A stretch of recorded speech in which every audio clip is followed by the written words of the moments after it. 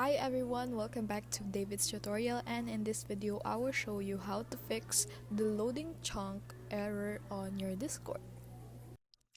So if you're having trouble with your Discord with its loading chunk failed, then here is a practical ways to fix it.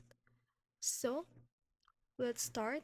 You want to refresh your Discord. So to be able to do that, on the stock interface, you can press Ctrl R on your keyboard to refresh Discord, making it to reconnect to the server and your device. This can fix the minor bugs of Discord, and for Mac users, press CMD plus R instead to achieve the same result. But if Discord gives no response with this operation, try the following methods. And Discord in Task Manager. So to do it, just press Ctrl plus Shift plus Exit or Ask to open Task Manager directly on your keyboard. Then look through the program list to find Discord tasks. You should right click on them and then choose End Task one by one.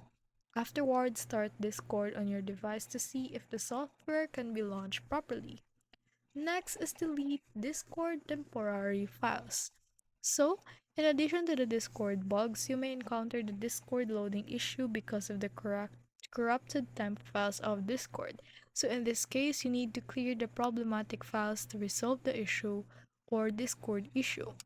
What you want to do is Windows plus R to launch the run window, and then type this one, temperature temp I mean percent temp the percent into the dialog, and then press enter to open the temp folder directly. Press Ctrl plus A and then select all the files and then right click on them to choose delete. So this is what it looks like. After that, if it still doesn't work, then you want to clean reinstall your Discord. So on your control panel, right here into the Windows bar, hit enter to launch the utility. Choose uninstall a program and then look through the program list to find the Discord application and then right click on it and choose uninstall. Press Windows plus E to launch File Explorer, and then head to this one right here and then this one too to find and delete the Discord folder respectively. And that's it.